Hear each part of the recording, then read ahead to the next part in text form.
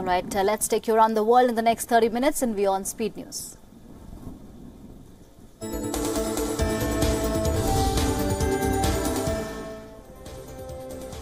The White House was on lockdown for about half an hour after a passenger vehicle struck a security barrier. The U.S. Secret Service has arrested a woman who it claims intentionally drove into a White House security barrier.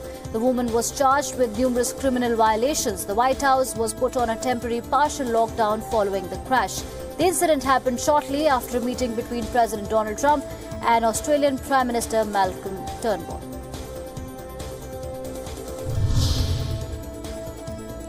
The U.S. State Department announced that the country will open its embassy to Israel in Jerusalem in May, which will also coincide with Israel's 70th anniversary. The State Department will formally designate a facility in Jerusalem's Arnona neighborhood as the embassy, which is currently used for consular affairs. Meanwhile, the search for a permanent site has already begun.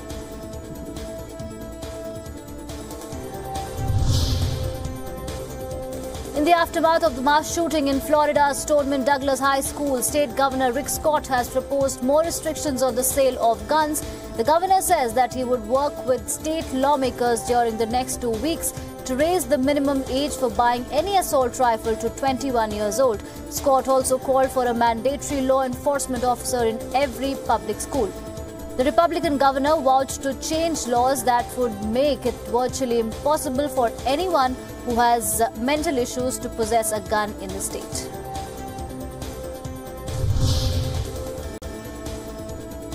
President Donald Trump has announced that he will leave it to White House Chief of Staff John Kerry to settle a security clearance dispute involving son-in-law and top aide Jared Kushner. Trump, however, left little doubt he wants the case settled in a way that allows Kushner to keep his job. Problems with security clearance for White House aides surfaced this month in fallout over the abrupt resignation of White House Staff Secretary Rob Porter over allegations of domestic abuse against two former wives. Kushner is one of dozens of aides operating under an interim clearance, not yet fully cleared due to complications in the background.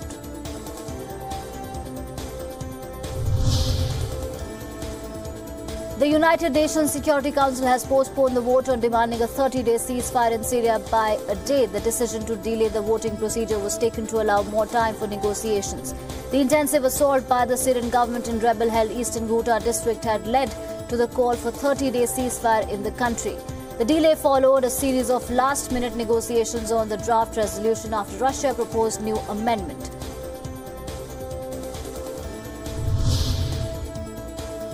At least 18 people were killed after two bombs rocked Somalia's capital. Terror group Al-Shabaab has claimed responsibility for the attack. Shooting broke out near the president's residence at the time of the explosion. Security forces shot dead 5 assailants. Police say the first car bomb went off after militants breached a checkpoint near the president's residence by shooting at a security personnel. The second blast was a car bomb parked in front of a hotel away from the palace.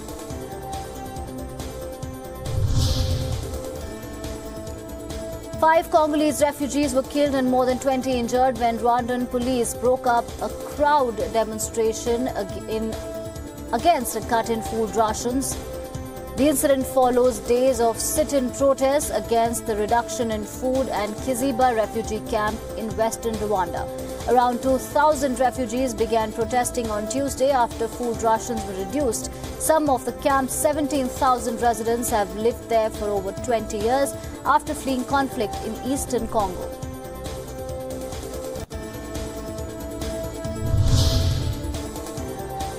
French President Emmanuel Macron praised a $500 million donation from international donors towards a multinational military operation in West Africa's Sahel region as Europe seeks to stop migrants and terrorists reaching its shore. At a conference of about 50 countries, including the United States, Japan and Norway, countries pledged €414 million for the G5 Sahel force, made up of troops from Mali, Niger, Chad, Burkina Faso and Mauritania. Welcomed the Sahel plan, Macron said it supported France's two-pronged approach to tackling migration by increasing security while simultaneously encouraging development in the West African region.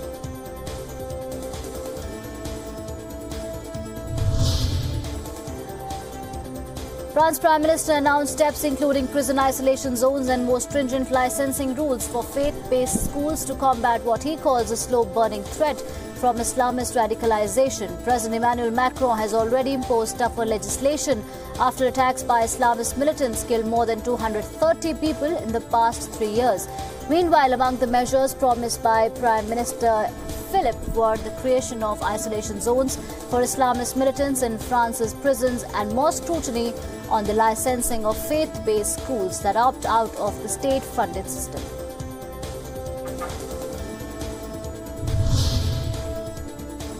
Heavy rains continue to flood rivers and towns in Bolivia. La Paz was flooded after rivers in the area rose rapidly, leaving local residents little time to rescue their possessions. More than 50,000 Bolivians have been displaced by heavy floods that have battered the Andean nation this rainy season.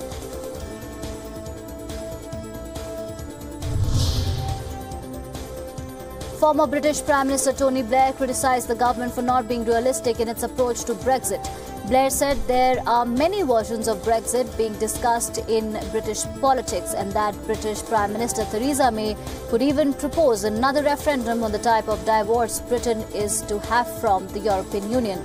Blair warned of a hard border in Ireland, saying it would jeopardize the Northern Ireland peace agreement. He also added that Britain was at risk of relegating itself on the international stage.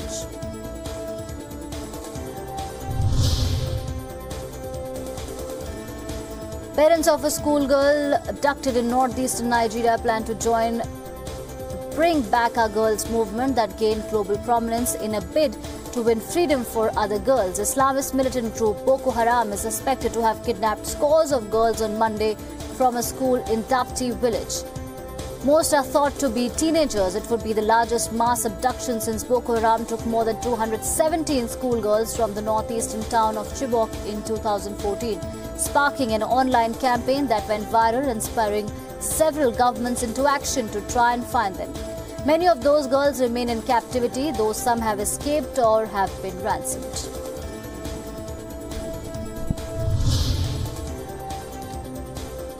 Snow and heavy fog disrupted traffic in northwest China's Manas County. Accumulated snow of about 5 centimeters caused the temperature to plummet to minus 13 degrees Celsius. Streets remained icy and visibility was reduced to less than 200 meters, further worsening road conditions. In addition to the snowfall, the region also experienced dense fog. Vehicles were forced to move slowly on roads.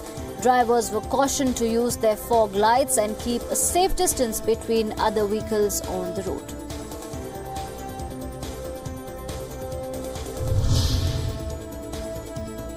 The Caribbean's majestic manatee are in critical danger, with conservationists warning the marine mammal might be a thing of the past if drastic measures are not taken. The manatees are often dubbed as the sea cow. Historically, the manatee has been abundant along the coast of the Dominican Republic. For indigenous communities, the mammal has been a local source of food and skin. It also has a crucial role to play in the biodiversity of the country's coastline. As a herbivore, the manatee helps control spread of aquatic weeds, although no official count of the manatee population in the Dominican Republic has been made yet. Officials point to a spike in breachings as a sign of concern. A recent count has the number of deaths of manatee due to bleaching at 57.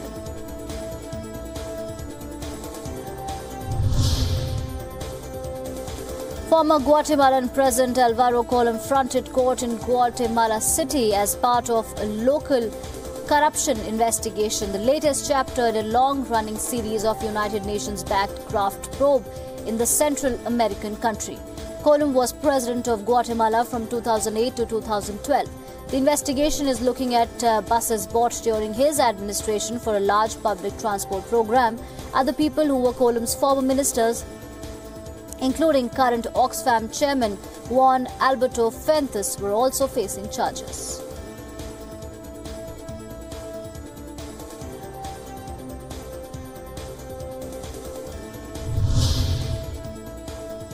Moving on to national stories, on his last day of India visit, Canadian Prime Minister Justin Trudeau will hold a town meeting in New Delhi today.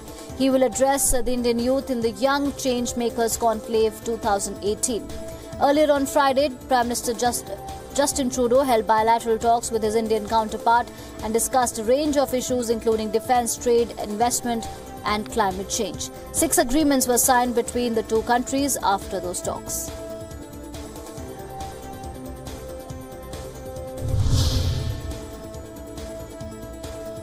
US President Donald Trump's son dropped a planned speech on foreign affairs in New Delhi after ethics experts said he should avoid wading into policy issues as a private citizen. Donald Trump Jr. is on a tour of India to promote real estate projects in several cities, but ethics watchdog groups in the United States say there is a possible conflict of interest in pushing the Trump brand name while his father is in the White House.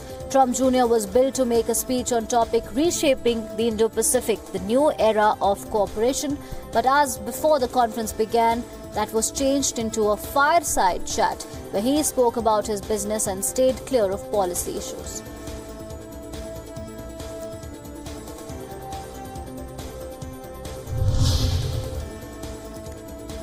Speaking at the conference in Delhi, Donald Trump Jr. said that the luxury residential buildings in India under the Trump family business would be at par with the best around the world.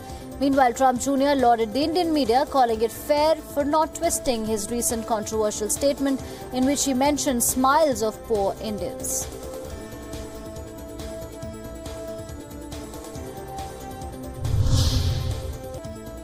Shares of Snapchat's parent company Snap fell over 6%, wiping out $1.3 billion in market value after Kylie Jenner tweeted she doesn't use the photo-sharing app anymore.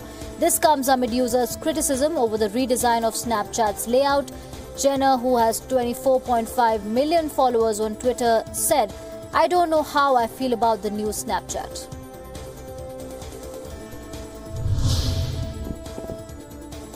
Meryl Streep has slammed producer Harvey Weinstein for quoting her in his defense against a sexual harassment lawsuit. Weinstein's attorney's use of my statement that he wasn't sexually transgressive or physically abusive in our business relationship as evidence that he wasn't abusive with other women is pathetic, said Meryl Streep. Weinstein had also quoted actress Jennifer Lawrence in his defense.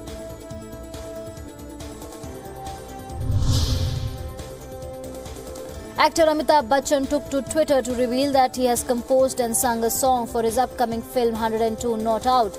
He also revealed that the song is titled Badumba. The film, which will feature a Bachchan portraying a 102-year-old father to a 75-year-old son portrayed by Rishi Kapoor, is scheduled to release on May 4th.